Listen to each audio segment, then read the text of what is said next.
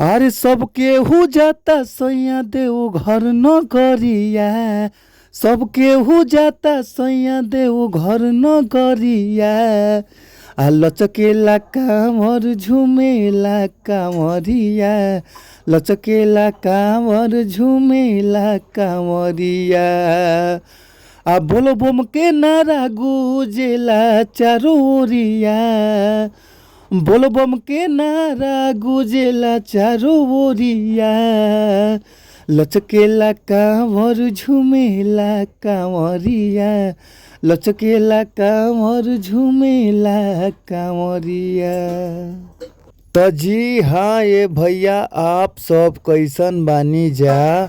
और हमारा पूरा विश्वास रहेला, मन में हुलास रहेला कि आप लोग मस्त हो खबजा, खुश हो खबजा, स्वस्थ हो खबजा, तंदुरुस्त हो खबजा। और हम बानी आप सबके भोजपुरी गायक व गीतकार नीतीश सिंह। सबके हम प्रणाम करतनी। ए भैया, आपन आशीर्वाद हमारा ऊपर बनौले रही जा।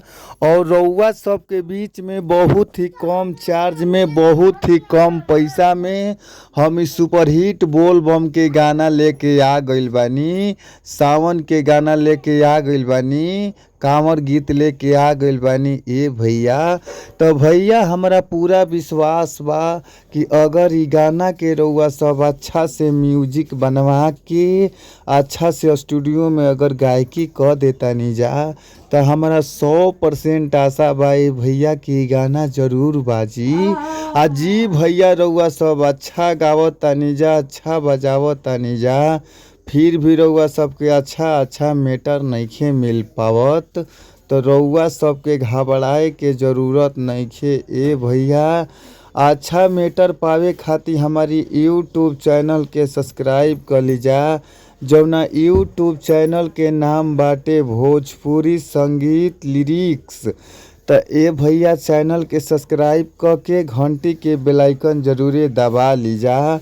काहे से कि घंटी के बेल आइकन दबा लेब जा तो कोनो भी वीडियो, कोनो भी गाना अपना ई चैनल के माध्यम से रिलीज करत तानी, तो सबसे पहले नोटिफिकेशन रउआ सबके मोबाइल पर पहुंच जाइए भैया।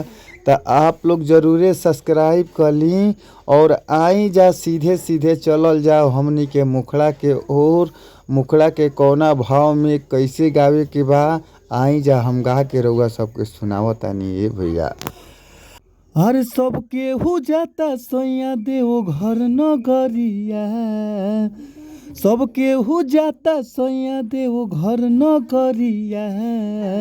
लचकेला कांवर झुमेला कांवरिया। लचकेला कांवर झुमेला कांवरिया। बोल बम के नारा गुजेला चारों ओरिया। बोल बम के नारा गुजेला चारों ओरिया। लचकेला कांवर झुमेला कांवरिया। लचकेला कांवर झुमेला कांवरिया। तो जी भैया, अगर ये गाना अच्छा लागता, रउआ सबके मस्त लागता, तो फुल सॉन्ग लेवे खातिर स्क्रीन पर नंबर बा, नंबर नोट कर लीजा। 98 350 77 203। एक बार और नंबर नोट कर ली, 98 350 77 203। तो ए भैया, हमारी नंबर पर कॉल करी जा। कॉल कैला पर बहुत ही कम से कम चार्ज में रउआ सबके गाना मिल जाई। तो आप लोग ज़रूर कॉल करी जा।